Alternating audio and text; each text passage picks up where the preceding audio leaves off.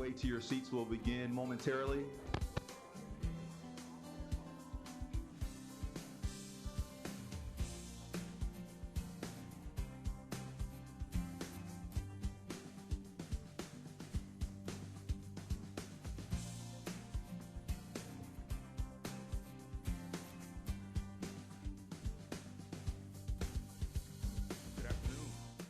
Could I first remind everyone to put your devices on silent or vibrate, please?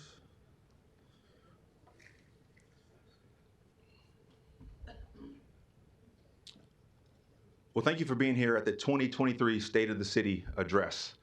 It's good to see so many friends and supporters and city leaders, volunteers. Thank you for being here. I'll be super brief. I have the distinct honor of introducing Mayor Jean Stothert. Join me in welcoming her.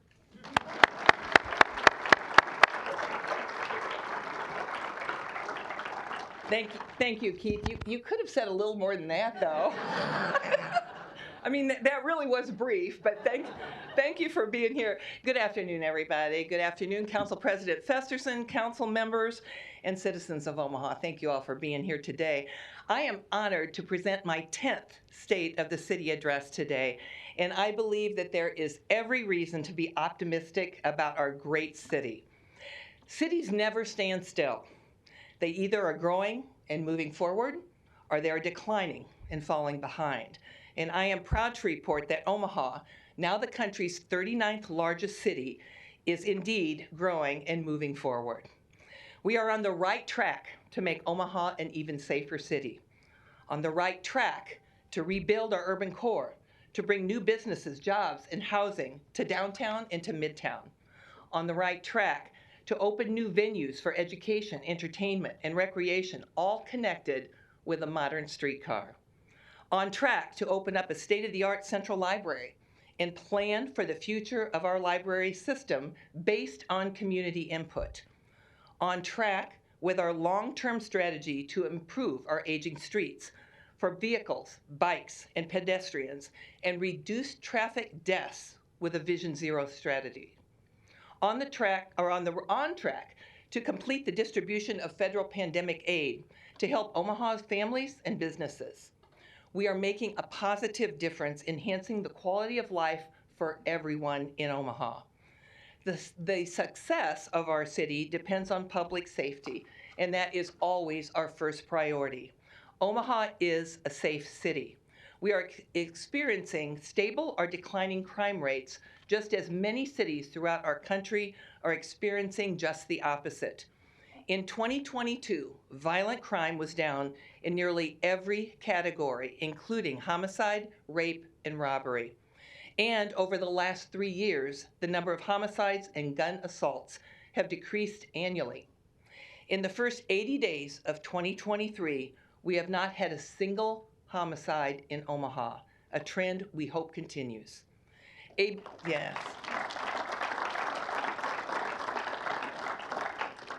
ABC News recently reported on Omaha's success in reducing gun violence. The story described Omaha as a model for other cities experiencing high crime rates and properly credited our partnership with local organizations such as Omaha 360. Kansas City is now implementing the 360 model, recognizing the success of police-community relationships. In fact, over 30 cities in the United States are now planning visits to Omaha to see our success and if it could work in their cities too. I am proud of the role our police department is playing in encouraging this trend. The Omaha Police Department is consistently a leader in the nation with a homicide clearance rate well above the national average. However, there is a public safety challenge that we must address. Recruiting for police officers is difficult right now. The number of applicants is significantly down compared to past years. It is a concerning trend in law enforcement across the entire country. We have worked hard in the past 10 years to hire more police officers. We are budgeted for 906 officers. That's an increase of 102 since I became mayor. However, we are currently staffed at 831 officers, which includes a recruit class that is now in training. The current class of 34 recruits will graduate this summer, and another recruit class will start later on this year. But to attract more qualified candidates, we will begin negotiations with the Omaha Police Officers Association to raise officers' salaries. We must offer higher competitive salaries. We are the biggest in Nebraska, and we have to remain the best. Other public safety priorities this year include expanding the mental health co-responder program and restorative justice initiative, planning for a new police and fire safety headquarters, designing a new fire station in northwest Omaha, and implementing the new plan for our fleet emergency fire vehicles to replace them. As our city grows and the calls for emergency services increase, we must always have up-to-date, safe, and reliable apparatus to provide the best fire and emergency medical response possible. This replacement plan anticipates continued growth and demand for service. And at the end of April, 7 new medic units will be in service. For the last 7 years, Chief Dan Olson has served as our chief. Chief Olson will retire Friday after serving the citizens of Omaha for 30 years. During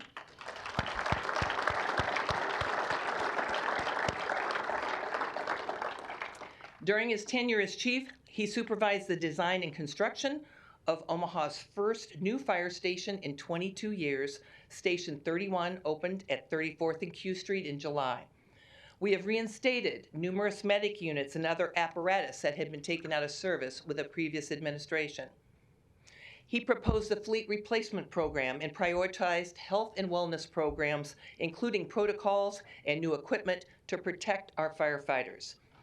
Thank you, Chief Olson, for your career and service. And Dan, wherever you are, could you please stand? There he is.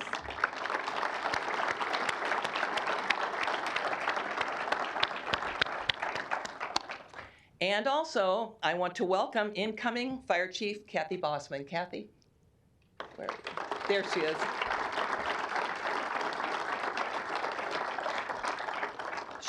She's highly qualified as a firefighter, a paramedic, and a manager. Chief Bossman shares my expectations for excellence in public safety, service to our citizens, and firefighter safety. To reach our city's potential, Omaha must reaffirm and reinforce the urban core's historic role as a cultural, residential, and employment heart of the region. The streetcar will do that. It will reduce our need for parking and create residential and commercial density we need for continued growth in our urban core. To build and operate the streetcar, no property tax rate increase is required, no sales tax or any other new tax, and no funding will be diverted from other city projects. Only revenue from income-producing commercial property within the corridor will be used, so only those who benefit from the streetcar will pay for the construction. The cost and projected revenues have been studied by independent experts, including public finance consulting firm Municap. The extensive and thorough review not only validates our revenue projections, it far exceeds the $306 million cost to build the streetcar. We will use the additional revenue to invest in affordable housing in our urban core. Many in our community face the daunting task of affordable housing. This is a very serious challenge that many stakeholders, including the City of Omaha, are working very hard to address. Omaha has been studying the benefits of the streetcar for decades, and it will create development. A new analysis produced by HDR studied 10 cities with streetcars. All 10 recorded new development, which creates new jobs. We haven't even started construction of the streetcar yet, and already we have nearly $1 billion in new development planned along the route, including Mutual of Omaha's new headquarters and the redevelopment of its current campus at Midtown. So it is time to move aggressively forward with the project, and we are. Creating an environment for business growth and job creation is a top priority in my administration. Over the past 5 years, more than $4 billion in development has been completed, planned, or is underway. Now we add Mutual of Omaha to this impressive list of development partnerships. The skyline changing, city changing project is part of our promising future for the urban core as a center for business and commerce, urban living, entertainment, learning, and recreation. The list of new development in downtown and midtown is impressive. The Riverfront Parks, the Luminarium, the Mercantile, the Millworks District, the Builders District, Blackstone, the Capitol District, Steelhouse Omaha, Creighton University, and UNMC Saddle Creek Campus, and Project Next. They will all be connected with a streetcar. And in May, we will see the design for the Civic Auditorium development on the Planning Board agenda. We also look forward to continued development at Heartwood Preserve in West Omaha and the completion of streets through the Crossroads sites yet this year, preparing for the next phase of construction at the Crossroads. The citizens of Omaha greatly appreciate our public libraries. We have an opportunity of a lifetime for a greatly enriched Omaha public library system, an effort largely funded by our very generous philanthropic partners. Heritage Omaha is closing in on its fundraising goal to build a new central library at 72nd and Dodge Street at a total cost of $150 million. The city's contribution is $20 million.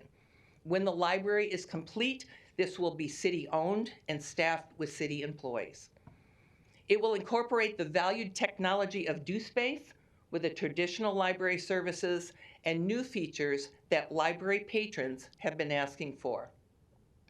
This month, the Library Board of Trustees and City Council will consider agreements to temporarily offer DoSpace services at the Abrahams Library at 90th and Fort to prepare for construction of the Central Library. And I urge you to support this important step. Heritage is also funding a review of our entire library system to create recommendations for long-term facility improvements. This work is guided by community input through neighborhood meetings, community open houses, and public surveys. The new downtown library branch at 1401 Jones Street will open up in May in a unique historic building accessible with a new Metro bus stop and Heartland bike share station. There is often public discourse when development threatens history. There is a place for both, with development and preservation in our city. We must work together to find a common ground and solutions that accomplish many goals. The new downtown library is spectacular, and I cannot wait for opening day. Our 3 riverfront parks will be completed this year, a very exciting time for our city. The Jean Leahy Mall opened up last July 1st with a performance pavilion, sculpture garden, amazing playground, and a dog park. The new Heartland of America Park and Lewis and Clark Landing will open up midsummer, and they will all be connected. The Kiewit Luminarium opens up in April. Omaha Performing Arts Steelhouse will follow in May. An important measure of our growth in our city are building permits.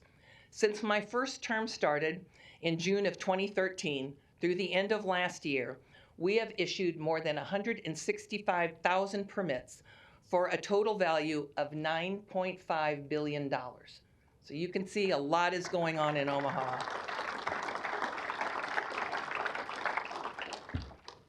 This is not beer,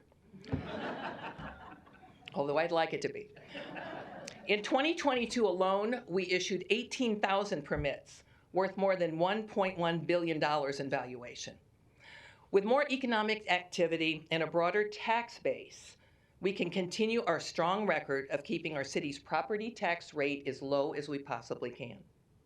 During my 3 terms, we have lowered the tax rate 3 times. The city receives just 21% of your property tax bill. It is our responsibility to spend your money carefully, and we do. In 2020, we made a major commitment to improve our streets when the voters approved the $200 million street bond issue. This year, there are 80 new projects on the list for street resurfacing and repair, concrete reconstruction, and brick street restoration. With careful spending, skilled management of our budget, paying off bonds early, and refinancing bonds, we still have not implemented the 3.5 penny voter improved property tax rate increase. And that was voted on by the voters when they voted for the street bond issue. This summer, we will present our Vision Zero action plan to the City Council for approval. Vision Zero represents a comprehensive approach to eliminate traffic deaths and serious injuries. This is accomplished through long-term changes in design, construction, and signage for streets, intersections, pedestrian paths, and other modes of transportation. We have joined 40 other communities in the United States and many others worldwide in our Vision Zero commitment. Last year, 45 people died in crashes in Omaha, more than those killed in gun violence. We must work to reduce and eliminate traffic deaths, and I appreciate the many individuals and organizations that are working hard to make that goal a reality. For 3 years now, we have been dealing with one of the largest public health crises in our history. In May, the Biden administration will lift the COVID-19 national and public health emergencies, one sign that the pandemic is finally behind us. Most of us have returned to everyday lives, and our distribution of federal assistance funds are winding down. But more than 15,000 households in 33 Omaha zip codes have benefited from the Emergency Rental Assistance Program, or otherwise known as ERAP. And I want to repeat that, 15,000 Omaha households in 33 Omaha zip codes. We have provided almost $86 million in rent payment and $9 million in utility assistance. Thank you to our partners, Match, for managing this program, and that has allowed so many people to remain in their homes through the pandemic. Through the Federal American Rescue Plan Act, or ARPA, we have received just over $112 million directly to the city. Our largest ARPA investment is a partnership with Front Porch Investments to create and preserve affordable housing and to support access to affordable housing for renters, homebuyers, and homeowners. We are also supporting our hotel and tourism industry, improving park and public spaces, and providing grants to business improvement districts. Over 50 local nonprofit organizations that provide services including mental health, job training and employment, violence prevention, and access to shelter and food have been our partners. So I want to thank our partners, United Way of the Midlands, led by Shauna Forsberg, and Omaha Community Foundation President Donna Cush, for coordinating the applications for these awards. If you two are here, could you please stand? Donna, thank you. Thank you. Thank you. We are making a direct impact on the citizens of Omaha. Like the family of 7 needing help with groceries after one parent lost their job. Together Pantries program offered immediate help. Or the elderly woman coming to Together in tears because she could only afford to eat once a day. Imagine her gratitude when Together provided the food she needed thanks to a $100,000 grant from our ARPA funds. The pandemic created greater need for mental health services. An ARPA grant provided an opportunity to expand the Methodist Community Counseling Program. A student with a history of addiction, arrest, and paranoia and psychosis now receives regular counseling and has joined the support group and has set a career goal. My client feels like a new person, and for the first time, he has hope for the future, said his Methodist counselor. And there are many similar stories. Methodist community counselors conducted more than 8,600 sessions last year, a 16% increase over the year before. Certainly a measure of increased need and our response. The Methodist Community Counseling Program and Together are examples of the network of support available in Omaha. Many of the nonprofit agencies that received ARPA funds are here today. Could you please help me recognize these agencies, staff, and volunteers for making a difference one person at a time? Could you please stand if you are here that have been working with us, the nonprofits?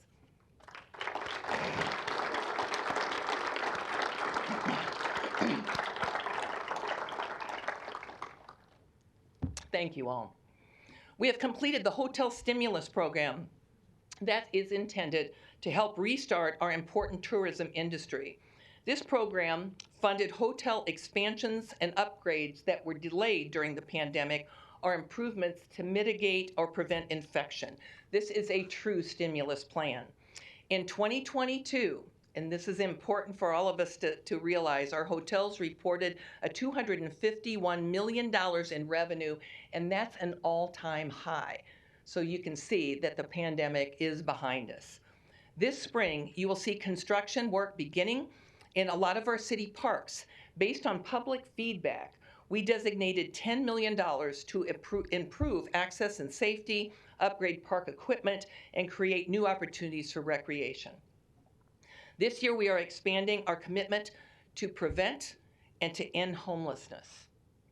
We created a new position, a homeless service coordinator, to work with the many excellent programs that we have in Omaha that offer assistance and opportunities to help individuals and families that are now experiencing homelessness.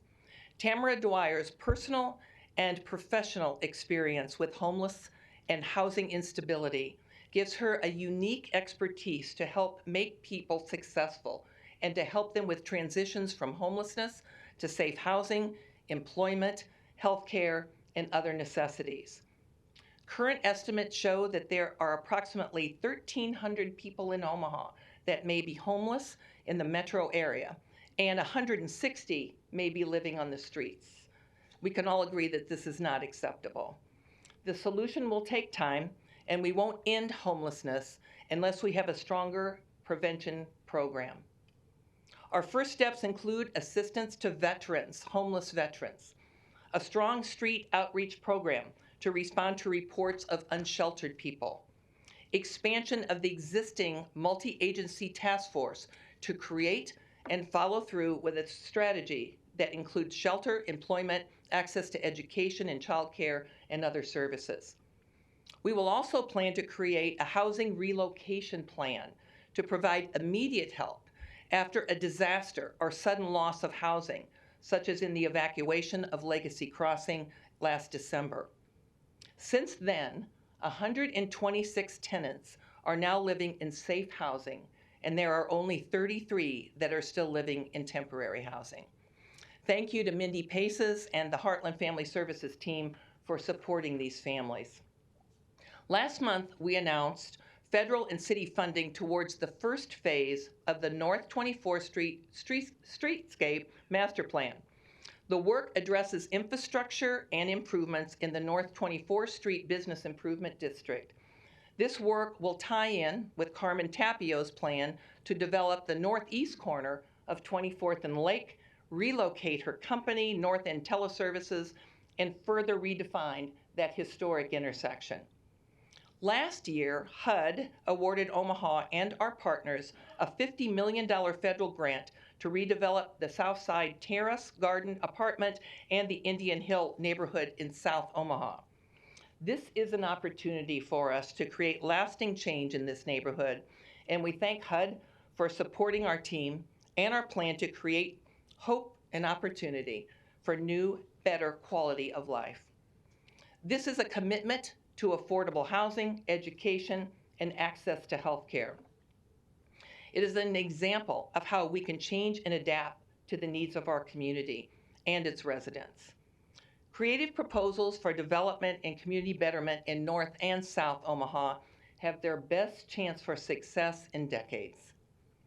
I am optimistic about the potential that these historic and diverse areas in our cities have with the state of Nebraska's $335 million allocation for Economic Recovery Grant Program. The city is participating in the planning process, and we are prepared to do our part to make sure that this state program is a long-term success. We are moving ahead with a climate action and resilience plan following the City Council's approval of the consulting contract with Pale Blue Dot and their partner, Omaha-based HDR. The plan will include implementation and monitoring strategies and recommendations to fund the plan. Curbside and drop-off location recycling continues to increase. Since our new collection contract started in late 2020. Recycling is now up 31% in Omaha since we switched from the bins to the carts. We are providing the industry gold standard in collection and recycling now in Omaha, and I am proud that our residents are for recycling as much as they are. I am also pleased that FCC uses compressed natural gas on all of their trucks. Last month, we announced the EPA and HUD funding of $34 million to continue our lead cleanup programs in Omaha's Superfund site, which is the largest Superfund site in the entire country.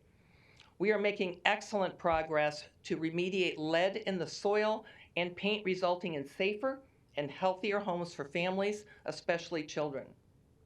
At the end of last year, soil testing has been completed in 42,000 properties, and cleanup has been completed in more than 13,000 properties. There are still an estimated 164 properties to test and 562 to be remediated still. And a statistic that shows the most important result, and that is the percentage of children with elevated blood lead levels has fallen from 36% in Omaha to less than 2%. So you can see we're making a big difference. So as I said before, Omaha is on the right track, defined by our ability to work together, to collaborate, to innovate, and to overcome challenges to build a strong foundation for our future. Omaha is a great place, and we are in a great place. The city is positioned for greater promise, all tied together with an enduring and positive community spirit. And it's all because of all of you. Thank you all for being here today.